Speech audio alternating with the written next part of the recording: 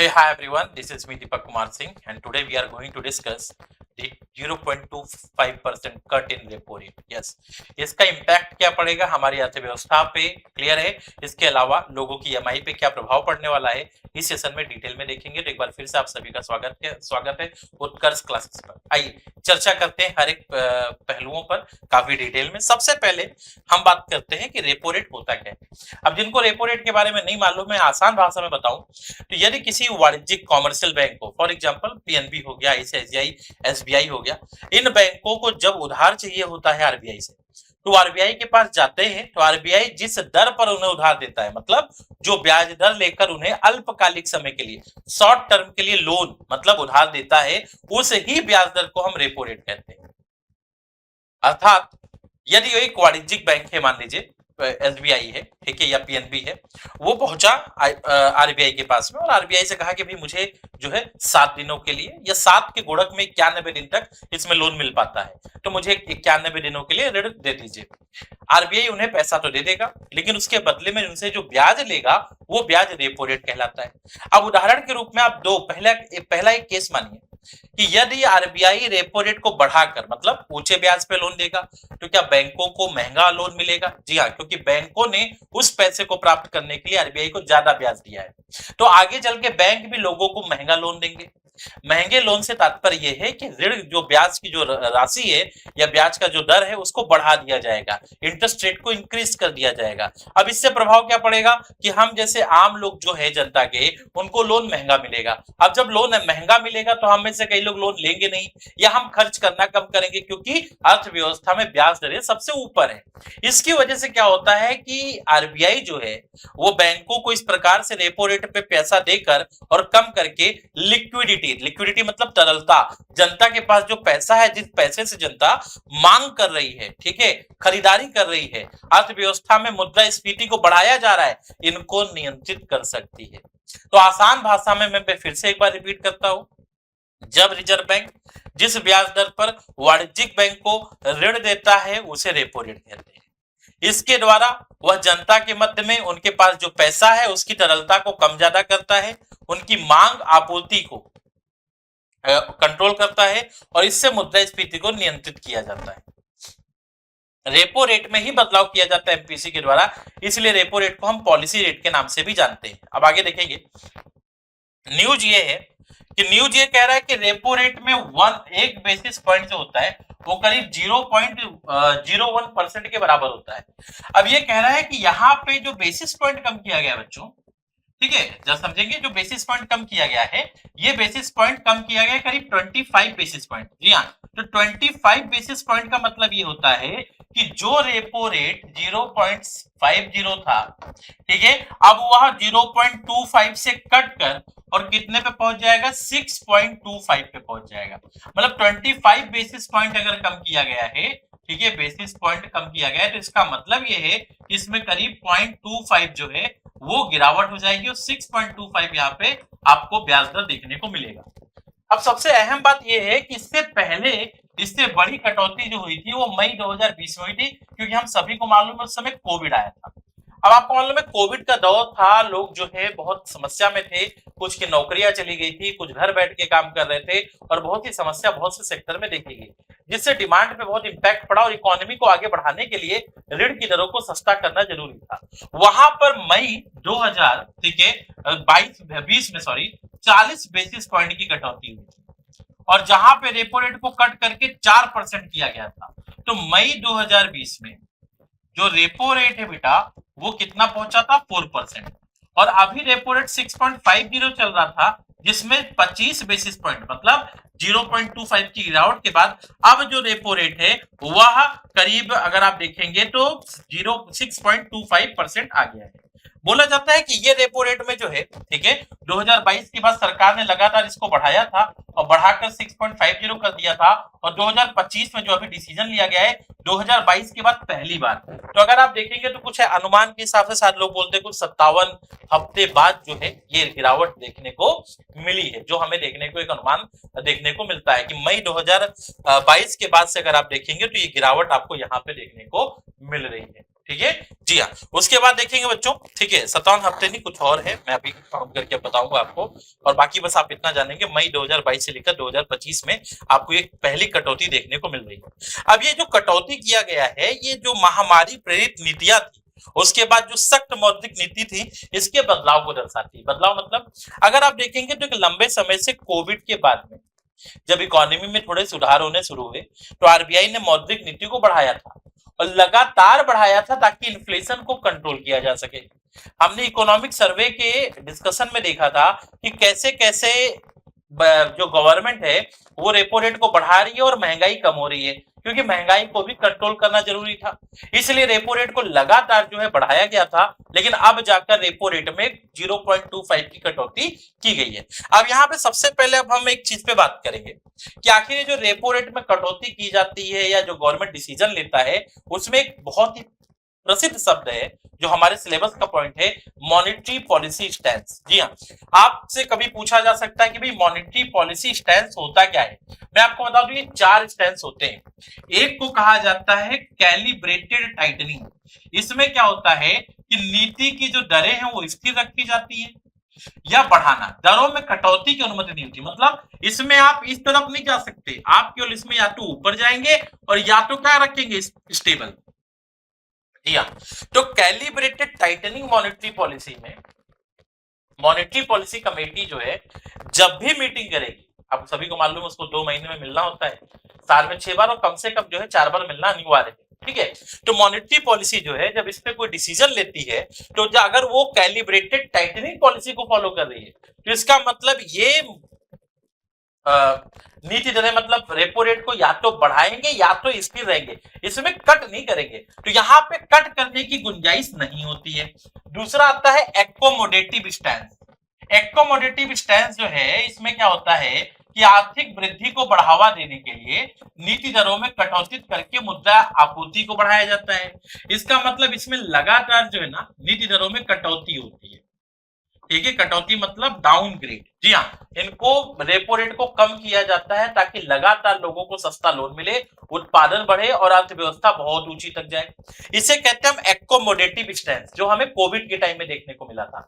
उसके बाद देखेंगे बेटा न्यूट्रल स्टैंस आता है।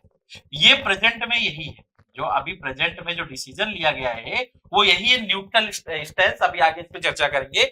इसमें इस स्थिति को कहते हैं हम लचीलापन, मतलब स्थिति के अनुसार नीति दरें बढ़ाने या घटाने की अनुमति होती है। मतलब इसमें क्या होता है कि अभी हमारी जो मॉनेटरी पॉलिसी इसे फॉलो कर रही है, इसका मतलब मॉनेटरी पॉलिसी देखिए कि भाई हमारे यहाँ पे कंट्री में जो है हमारी सिचुएशन क्या है, हमारे ऊपर बाहर का क्या प्रभाव आ रहा है, एक्सटर्नल सेक्टर का, हमारी डोमेस्टिक इकोनॉमी क्या है, और इन सभी का एक लेखा जोखा करने के बाद में, कैलकुलेशन करने के बाद में देन दे डिसाइड कि भाई हमें जो है मॉनेटरी पॉलिसी को बढ़ाना या कम करना। तो याद रखना बेटा, यहाँ पे बढ़ाने की भी अनुमति होती है और यहाँ पे कम करने की भी अनुमति होती है। यहाँ पे केवल कम करने की अनुमति होती है, बढ़ाने की अनुमति नहीं होती है। यहाँ पे बढ़ाने की अनुमति होती है, कम करने की अनुमति नहीं होती है। फिर एक आता है विड्रॉल ऑफ एकोमोडेशन। इसका मतलब होता है मुद्रास्फीति को नियंत्रित करने के लिए मुद्रा आपूर्ति को कम करना। यह सख्त नीति है। जी हाँ, तो इसमें क्या होगा, इसमें केवल बढ़ेगा। आई बात समझ में, इसमें कम नहीं होगा। तो याद रखना, ये दोनों मुद्रा आपूर्ति को क्या करते हैं, कम करते हैं, और ये दोनों मुद्रा आपूर्ति को क्या करते हैं, बढ़ाते हैं। ये सिचुएशन देख के बढ़ाता है और ये डिसीजन लिया जाता है कि हम लगातार क्या करेंगे, दरों को कटौती करेंगे, दरों में कमी लेकर आएंगे। ठीक है, तो याद रखेंगे कोविड के टाइम में हमें एक्कोमोडेटिव स्टैंस देखने को मिला। आज अभी जो प्रेजेंट है वो न्यूट्रल स्टैंस है। ओके जी हाँ, ये आपके पेपर के लिए बहुत ही इंपॉर्टेंट है, न्यूट्रल स्टैंस में होगा शामिल।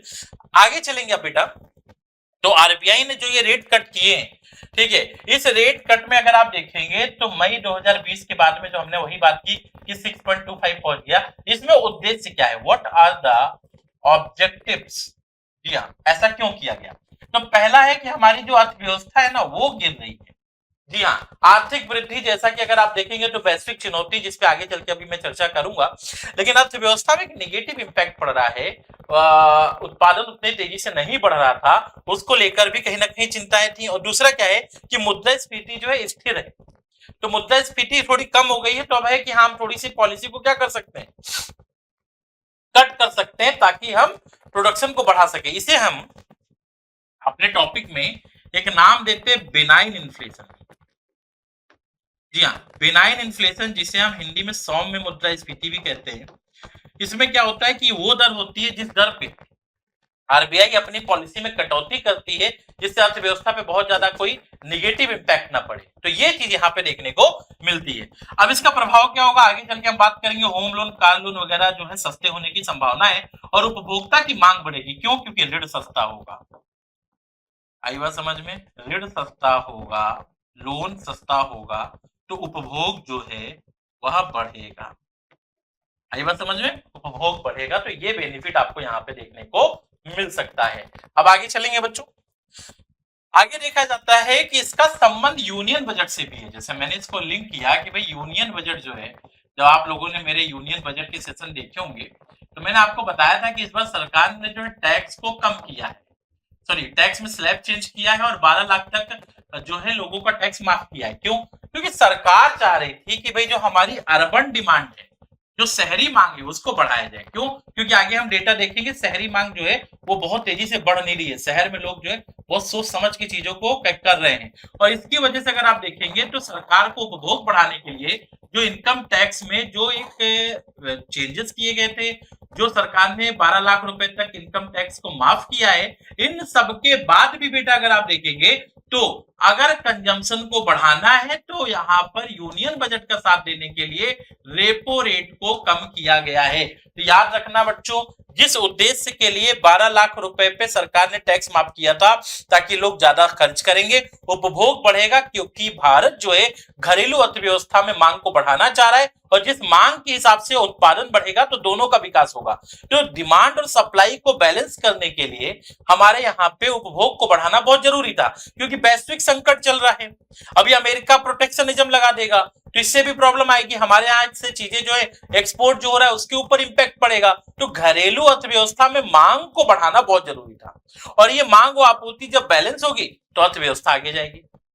इसी विचार के साथ में यहां पर बजट में जो चेंजेस आए उसके साथ रेपो रेट जो है, मुझे तो एक हिसाब से, मेरे एनालिसिस के हिसाब से एक साथ जाता हुआ दिख रहा है। ठीक है, आगे देखेंगे बच्चों। तो आरबीआई का अनुमान यह है कि 2025-26 के लिए वास्तविक जीडीपी वृद्धि दर 6.7 रहने का अनुमान है। अभी आरबीआई ने क्यों लगाया? क्योंकि आरबीआई को मालूम है कि इससे पहले जो हमने सोचा था वो 6.4 समथिंग था, अभी 6.7 क्यों किया? क्योंकि अगर ऐसा होता है, रेपो रेट कम होता है और जो बजट में चेंजेस हैं ये भारत में कंजम्पशन को बढ़ाएंगे। आई बात समझ में? मतलब लोग उपभोग करेंगे और अगर उपभोग करेंगे तो भारत में उत्पादन जो है तेजी से विकसित होगा और इस आधार पर 6.7 रहने का अनुमान लगाया गया है। क्लियर है? अच्छा, भारत की जो इंटरेस्ट रेट पॉलिसी में यह बदलाव पिछले 57 महीने में पहली बार हुआ। मतलब हमारे यहाँ ब्याज दरों में अगर जो परिवर्तन है वो 57 महीनों में पहली बार देखने को मिला और आर्थिक वृद्धि और उपभोक्ता खर्च जो है उसको करीब बढ़ावा देने के लिए कदम उठाया गया है। तो ओवरऑल अब तक हम लोगों ने जितना पढ़ा वो यही पढ़ा, रेपो रेट कम हुआ, इससे क्या होगा? लोन सस्ता होगा, लोग पैसे प्राप्त करेंगे और उपभोग बढ़ाएंगे, डिमांड करेंगे, ताकि अर्थव्यवस्था में उपभोग को, कंजम्पशन को बढ़ावा दिया जा सके और जब मांग होगी उस हिसाब से उत्पादन बढ़ेगा और इससे जीडीपी जो है आर्थिक वृद्धि को आगे बढ़ाया जाएगा। तो बेसिकली अगर मैं एक सिंगल फोकस होकर देखूं तो ये जो रेपो रेट कम किया गया है इसका मेन ऑब्जेक्टिव है आर्थिक समृद्धि को बढ़ाना, मतलब जीडीपी को बढ़ाना। आसान भाषा में कहूं तो जीडीपी को बढ़ाने के लिए ऐसा कदम उठाया गया है, क्योंकि अभी जो है मुद्रास्फीति भी काफी नियंत्रित चल रही है। ठीक है, अब चलेंगे आगे बढ़ेंगे बच्चों। तो अब देखेंगे कि न्यूट्रल स्टैंस जो मैंने आपको भी बताया, ठीक है, मौद्रिक नीति जो है उसका जो रूप है वो न्यूट्रल स्टैंस बनाने पे, मतलब मुद्रास्फीति के लक्ष्य के अनुरूप लाने और आर्थिक समृद्धि या वृद्धि को बढ़ावा देने के लिए, मतलब जो आपका उद्देश्य है उस हिसाब से आप पॉलिसी में कम या ज्यादा करेंगे। अच्छा, इसका जो मेन फोकस है वो क्या है? स्थायी रूप से मुद्रास्फीति को नियंत्रित करना है। मतलब मुद्रास्फीति को हम क्या करेंगे? स्थायी रूप से नियंत्रित करेंगे। देखिए, गवर्नर साहब जो हमारे यहाँ पे संजय मल्होत्रा, जो आरबीआई के न्यू गवर्नर जो बने हैं, उनका वक्तव्य भी है, उन्होंने बोला भी है कि देखो भाई हमारे पास एक तो वैश्विक अनिश्चितता है और मुद्रास्फीति बढ़ने की जोखिम के चलते रुख अपनाए गए। मतलब आप देखो, अगर मान लो कि हम अपने ब्याज दर में कटौती नहीं करते हैं, इससे हम उत्पादन भी नहीं करते हैं और वहीं पे हम सभी को मालूम है कि भू राजनीतिक तनाव चल रहा है, यूक्रेन और रसिया वॉर चल रहा है, इसकी वजह से क्या कच्चा तेल महंगा हुआ है, ठीक है। हाँ, इससे क्या हुआ, क्रूड ऑयल, कच्चा तेल महंगा हुआ, इससे हमारे तेल पे नकारात्मक प्रभाव पड़ा। प्रोटेक्शनिस्ट ट्रेड पॉलिसी आपको देखने को मिल रही है। अब अगर आप देखेंगे Trump America, Trump America, yes the new word coming, Trump America, मतलब ट्रम्प की जो अमेरिका है, ठीक है, ट्रम्पेरिका बोला जाता है, उस ट्रम्पेरिका क्या करने वाली है, प्रोटेक्शनिस्ट पॉलिसी लाएगी। इससे इंडिया के स्टील सेक्टर को लॉस होगा। अगर वो अपने आप प्रोटेक्शन लगाती है तो इंडिया का जो एक्सपोर्ट है वो कम होगा। अब एक्सपोर्ट कम होगा तो हमारे यहाँ प्रॉफिट कैसे होगा, ताकि हम लोकल डिमांड को जनरेट करें। क्योंकि कोविड ने हमें एक चीज तो सिखाई है, जब किसी का कोई साथ नहीं देता तो अपने ही साथ आते हैं। जी हाँ, चाइना का वन बेल्ट रोड इनिशिएटिव जो था, one belt one road initiative, उस इनिशिएटिव में यही तो था कि मिडिल ईस्ट के देश जो है चाइना पे निर्भर हो रहे थे। लेकिन जब कोविड आया, रुकावट पड़ी, सबको पता चला जब दिन खराब आएंगे तो अपने साथ देंगे, बाहर वाला नहीं। और मोदी जी ने इसको क्लियर करके लोगों के सामने रखा कि अपने देश में उत्पादन बढ़ाओ, ताकि कोविड जैसी सिचुएशन में आपका तो भला हो। जी हाँ, इसी आधार पर अगर आप देखेंगे तो प्रोटेक्शनिस्ट पॉलिसी अगर आ जाता है और अंतरराष्ट्रीय वस्तुओं की कीमतें बहुत ज्यादा कम ज्यादा हो रही हैं, इससे भी हमारे महंगाई आ रही है। जैसे आप देखेंगे एडिबल ऑयल, ठीक है, जो हम ऑयल खाने में यूज करते हैं, उनकी कीमतें ज्यादा होने की वजह से हमारे यहाँ पे महंगाई बढ़ रही है। वित्तीय बाजार की अनिश्चितता, अगर आप देखेंगे फिनेंशियल मार्केट में इंटरेस्ट रेट फ्लक्चुएशंस की वजह से बहुत सारे चेंजेस आ रहे हैं। इस वजह से एक डर है कि अगर ये सभी चीजें लॉन्ग टर्म में रही तो भारतीय अर्थव्यवस्था जो आजकल उत्पादन कर रही है, इसका एक बहुत बड़ा एक्सपोर्ट हो रहा है, लेकिन अगर हमारे एक्सपोर्ट पे ही नेगेटिव इंपैक्ट पड़ा और आगे ये चल के ये सिचुएशन आएंगी, तो उस समय हमारे पास में पर्याप्त मात्रा में मांग होनी चाहिए, लोग उपभोग की ओर आगे चले, लोग उपभोग करने के लिए एक सकारात्मक जो है कदम उठाएं, ताकि हम अपने देश में उपभोग को बढ़ाकर अपनी इकोनॉमी को थोड़ा अच्छा कर सकते हैं। जी हाँ, जैसा कि मैंने बजट में डिस्कस किया था स्टार्टिंग में, कि उपभोग पे फोकस ये बजट है, कंजम्पशन बेस्ड बजट है, जिसमें सारी चीजें हमें महत्वपूर्ण पहलू देखने को मिले। अब देखो, जीडीपी की वृद्धि दर जो है आरबीआई ने लगाई थी, ठीक है, 6.7, पहले 6.4 बोल रहे थे 24-25 में, लेकिन 25-26 बोला नहीं, अब 6.7 होगा, पूर्व अनुमान से ज्यादा। क्यों? क्योंकि अब रेपो रेट कम हुआ है, कंजम्पशन बढ़ेगा और बजट जो है उसमें भी जो चेंजेस है ये 6.7 लेकर जाएगा, ऐसा मानना है। अच्छा, मुद्रास्फीति के अनुमान देखेंगे तो 2025-26 की पहली तिमाही क्वार्टर 1 में मुद्रास्फीति 4.5% थी, क्वार्टर 2 में 4%, फिर 3.8%, फिर 4.2%। तो ऐसा माना जाता है कि अगर भारत में मानसून सामान्य रहा इस बार, तो मुद्रास्फीति में और गिरावट होगी और ये मुद्रास्फीति 4 के आसपास आकर रहेगी। इससे क्या होगा, अगर मुद्रास्फीति, इन्फ्लेशन, महंगाई कम हो रही है, तो इससे क्या होगा कि हमारी अर्थव्यवस्था में स्टेबिलिटी आएगी। तो हम अभी डिमांड पे फोकस कर सकते हैं, कंजम्पशन पे फोकस कर सकते हैं। अच्छा, जोखिम समान रूप से संतुलित रहने का अनुमान है। जोखिम संतुलित मतलब एक तरफ हम क्या करेंगे, मांग को बढ़ाएंगे, ठीक है, मांग बढ़ेगी, और दूसरी तरफ अगर लोन सस्ता होगा तो लोन जब सस्ता मिलेगा कंपनियों को, तो उत्पादन भी बढ़ाएंगे, और अगर उत्पादन बढ़ेगा और मांग कम हो रही तो ये क्या करेगा, ये संतुलन लेकर आएगा। इससे क्या होगा कि हम मुद्रास्फीति दर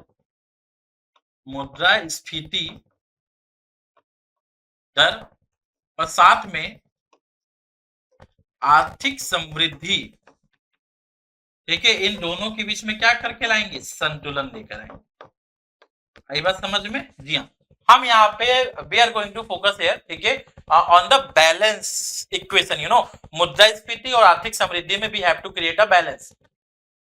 okay, yes, so government should focus upon the, ठीक है, बैलेंस साइड। आरबीआई का वही है कि भाई देखो, हम इवनली बैलेंस चाहते हैं, सकारात्मक रूप से हम चाहते हैं कि दोनों जो है बढ़ती रहे और दोनों में बैलेंस रहे। अब आगे चलते हैं कि आरबीआई की कुछ मिक्स्ड सिग्नल्स हैं।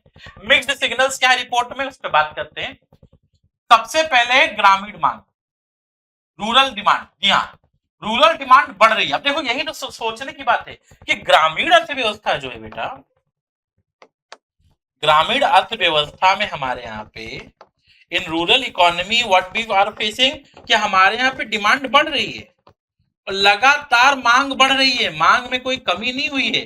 बट वहीं पे जब हम शहरी अर्थव्यवस्था देखते हैं, ठीक है, जब हम शहरी अर्थव्यवस्था देखते हैं बच्चों, तो शहरी अर्थव्यवस्था में मांग में गिरावट आ रही है, डिमांड हमारी कम हो रही है। अब ये टेंशन दे देता है, ठीक है, क्योंकि देखो शहर में फ्लक्चुएशन ज्यादा है, और फ्लक्चुएशन ज्यादा होने के कारण अभी भी उपभोग क्या है, कमजोर है, मतलब मांग में गिरावट भी है, कभी बढ़ता भी है, कभी कम भी होता है, लेकिन उपभोग कमजोर है। लोग पहले जब पैसा आता है सैलरी खर्च कर लेते हैं, देन फिर वो नॉर्मल हो जाता है उपभोग करना। क्लियर है? इससे कहीं ना कहीं एक प्रॉब्लम ये देखने को मिली है। तो ये देखेंगे उच्च आवृत्ति संकेतक मिश्रित संकेत दे रहे हैं, मतलब मांग बढ़ रही है फिर कम हो रही है, कम हो रही है। इससे अगर आप देखेंगे तो औसतन कहा जा सकता है कि भारत में शहरी क्षेत्र में जो भोग है, जो कंजम्पशन है, लोगों की मांग है, वो कमजोर बनी हुई है। ठीक है, इस पे फोकस करने की जरूरत है। बाकी ग्रामीण क्षेत्र जो है वो तो भाई साहब ठीक है जिंदाबाद चल रहा है। अब आगे देखेंगे आरबीआई की मिक्स्ड सिग्नल्स मुद्रा नीति अगर देखेंगे, जो हमारे यहाँ पे मुद्रा नीति मतलब यहाँ पे है मौद्रिक नीति नहीं है, करेंसी को लेकर है। अब आरबीआई के सामने देखो कुछ सकारात्मक चीजें दिखी। देखो आरबीआई अगर रेट को कम कर रहा है तो उसको कुछ इशारे आए होंगे। जी हाँ, कहा जाता है ना कि जब आप किसी चीज को शिद्दत से चाह लो तो पूरी कायनात उसे आपसे मिलाने की कोशिश करती है। तो जो ये आरबीआई की पॉलिसी चेंजेस के जो रुख थे, जो करना चाहते थे, उसमें सकारात्मक प्रभाव इधर से देखने को मिले। कैसे? हमने देखा, अभी हमने इकोनॉमिक सर्वे में कर लिया है एम्प्लॉयमेंट का chapter number 13। We already cover that कि भारत में रोजगार की स्थितियां सुधर रही हैं। 3.2% जो है हमारे यहाँ पे, ठीक है, वह बेरोजगारी दर हो गई है, जो 6% से घटकर 3.2 आ गई है। तो बेरोजगारी दर घट रही है, रोजगार अच्छा हो रहा है। सरकार ने यूनियन बजट में जो है 12 लाख तक की इनकम पे जो है, ठीक है, टैक्स को 0 कर दिया। ये भी मांग को बढ़ाएगा। मुद्रास्फीति में गिरावट हो रही है, मुद्रास्फीति भी कम जा रही थी। ठीक है, और कृषि गतिविधियों मतलब एग्रीकल्चर एक्टिविटी का जो स्वास्थ्य स्तर है वो भी क्या हो रहा था, अच्छा हो रहा था। एग्रीकल्चर भी अच्छा है, उत्पादन भी बढ़ रहा है। अब जब मियां और बीबी राजी तो क्या करेगा काजी, समझ रहे हो? जी हाँ, तो जब अगर देखेंगे तो आरबीआई जो है मियां, उनकी जो अर्थव्यवस्था में जो सुधार होते हैं ना वो बीबी, जब ये दोनों एक ही दिशा में चलते हैं, सुधार सकारात्मक होता है, तब चेंजेस होते हैं। क्लियर है? तो इस प्रकार से अगर आप देखेंगे तो ये परिवर्तन देखने को मिला, और यही परिवर्तन आपके 0.25% का गिरावट है। अब इस चैप्टर में आगे हम बात करेंगे कि करेंसी पॉलिसी को लेकर आरबीआई क्या सोच रही है। देखो हम सभी को मालूम है कि रुपए में गिरावट हो रहा है, डिवैल्यूएशन हो रहा है। लगातार आप न्यूज सुन रहे हो, लगातार बच्चे क्वेश्चन भी पूछते क्लास में, सर रुपया गिर रहा है, क्या होगा क्या नहीं होगा। तो देखो आरबीआई बैठ के ना मजे नहीं देख रहा है, आरबीआई कुछ तो स्टेप लेगा। देखो वो स्टेप आ गया जो मैंने क्लास में आपको बोला भी था। दूसरा आप देखेंगे मुद्रा बाजार में स्थिरता और सुव्यवस्था बनाए रखना और बाजार दक्षता को बनाए रखना आरबीआई का उद्देश्य है। इसी के चलते आरबीआई ने क्या किया है, देखो विनिमय दर वगैरह अगर देखेंगे तो हमारे यहाँ पे भारत में जो विनिमय दर है वो बाजार बलों पे मतलब डिमांड सप्लाई पे डिपेंड है। तो आरबीआई इसमें कोई लक्ष्य नहीं रख रहा है, आरबीआई बस ये चाह रहा है कि डिमांड और सप्लाई के बीच में संतुलन बना रहे। उसको लेकर आरबीआई हमारे यहाँ पे कुछ डिसीजन लेकर आया। देखो हम अगर अपने एक्सटर्नल सेक्टर देखें तो आरबीआई कहता है कि देखो यहाँ पे आप आम भाषा में समझो, आम भाषा में समझने की कोशिश करो। ठीक है, जस्ट अ सेकेंड। देखो नॉर्मली क्या होगा, अगर रेपो रेट कम हुआ, ठीक है, तो ये क्या करेगा, ये इंटरेस्ट रेट को कम कर देगा। अब लोगों को लगेगा सर अगर अमेरिका का इंटरेस्ट रेट अच्छा है तो लोग अमेरिका भागेंगे इन्वेस्टमेंट करने। ठीक है, जब अमेरिका ये चाह ही रहा है तो कितना भी कम ज्यादा कर लो, आगे करेगा ही। जब बाहर की पॉलिसी खराब चल रही है तो घर को देखेंगे ना बेटा। तो इंटरेस्ट रेट अगर कम हुआ तो इससे क्या होगा, cheaper loan available to production centre. ठीक है, जो हमारे यहाँ प्रोडक्शन सेंटर है, जो उत्पादक हैं, उत्पादकों को कम ब्याज दर पर ऋण मिलेगा। अब इससे क्या होगा, इससे इनकी लागत कम हो जाएगी। ठीक है, हाँ, उत्पादन लागत जो है बेटा, प्रोडक्शन कॉस्ट, वो कम होगी। और अगर बेटा प्रोडक्शन कॉस्ट हमारे यहाँ पे कम हुई, उत्पादन की लागत कम होगी, तो हम सभी को मालूम है बेटा उत्पादन बढ़ेगा। उत्पादन अगर बढ़ेगा तो भाई सिंपल सी बात है, आर्थिक समृद्धि होगी। आर्थिक समृद्धि मतलब अगर आप देखेंगे तो जीडीपी बढ़ेगी। अब इसी जगह पे अगर रेपो रेट कम हुआ, ये सारी चीजें होंगी, तो क्या एक्सपोर्ट बढ़ेगा? जी हाँ, एक्सपोर्ट बढ़ेगा, मतलब जब हम उत्पादन करेंगे, चीजें सस्ती होंगी तो हमारा एक्सपोर्ट बढ़ेगा, निर्यात बढ़ेगा, निर्यात में वृद्धि होगी। और इससे लॉन्ग टर्म समझ रहे हैं, ठीक है, लॉन्ग टर्म में अगर आप देखेंगे दीर्घकाल में, ठीक है, लॉन्ग टर्म में दीर्घकाल में क्या होगा बेटा, लॉन्ग टर्म में दीर्घकाल में क्या होगा कि अगर आप देखेंगे तो अगर एक्सपोर्ट हमारे यहाँ पे निर्यात में वृद्धि होती है, ठीक है, तो लॉन्ग टर्म दीर्घकाल में क्या होगा, हमारे यहाँ पे मुद्रा जो है वो स्टेबल होगी, मतलब करेंसी जो है स्टेबल होगी, क्योंकि डिमांड फॉर इंडियन गुड्स बढ़ जाएगा, ठीक है। अगर आप देखेंगे तो भारत की मुद्रा में स्थिरता आएगी, ये प्रयास किया जा रहा है। कई लोगों को दिमाग में लगा होगा रेपो रेट कम होगा, बाद में लोग निवेश नहीं करेंगे, पैसा बाहर से अरे चला जाएगा, स्टार्टिंग में नेगेटिव थोड़ा सा प्रभाव पड़ेगा, लेकिन लॉन्ग टर्म में उसका बेनिफिट क्या होगा कि करेंसी स्टेबल होगी।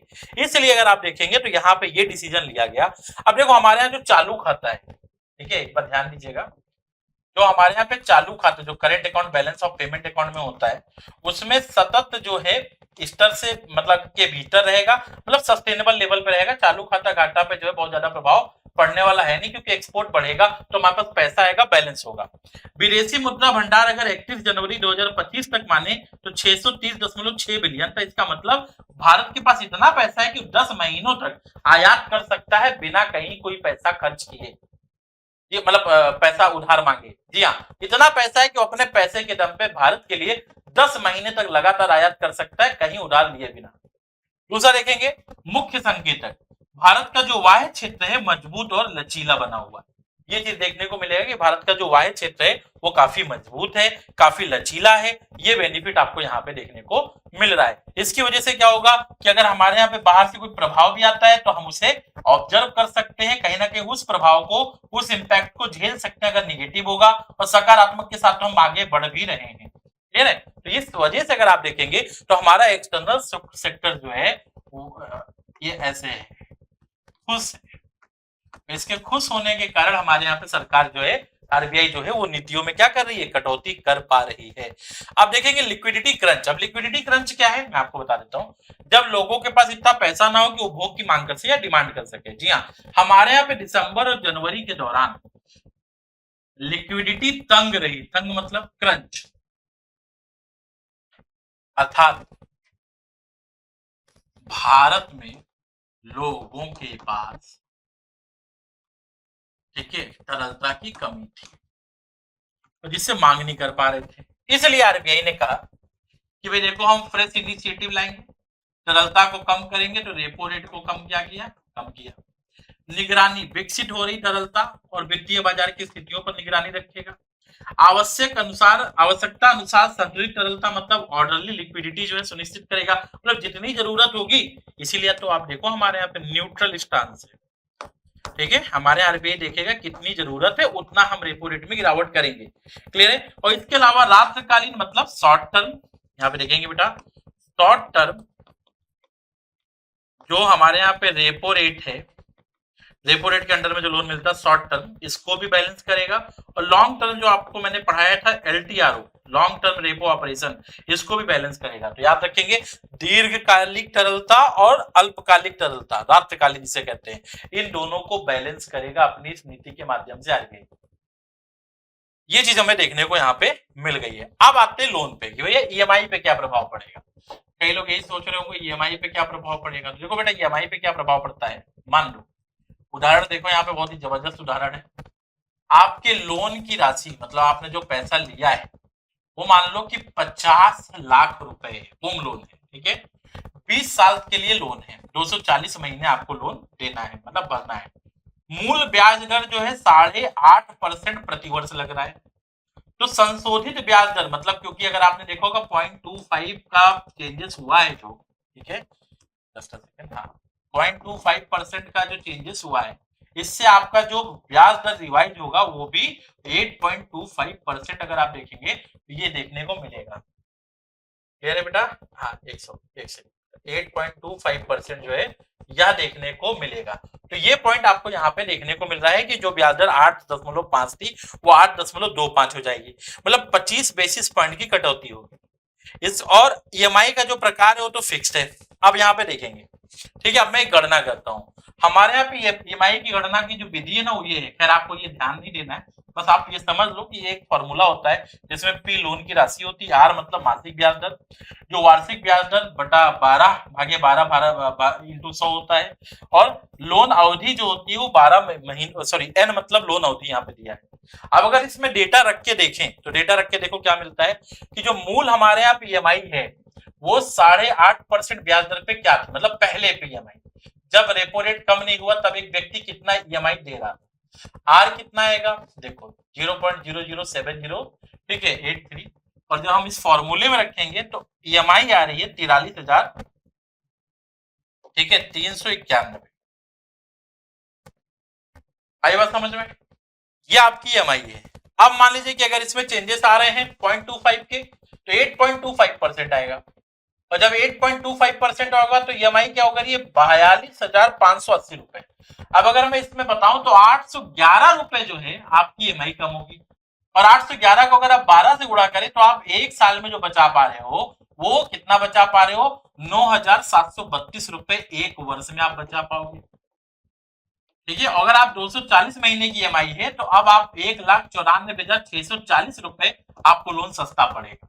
तो ये अगर आप देखेंगे तो ईएमआई पे प्रभाव है। 50 लाख के होम लोन पर 25 बेसिस पॉइंट की कटौती से मासिक जो ईएमआई है वो 811 की कमी आती है, और उधारकर्ता को लोन लेने की पूरी अवधि में 1.94 लाख तक की क्या होगी, बचत होगी। तो these are the major impact. आई बात समझ में?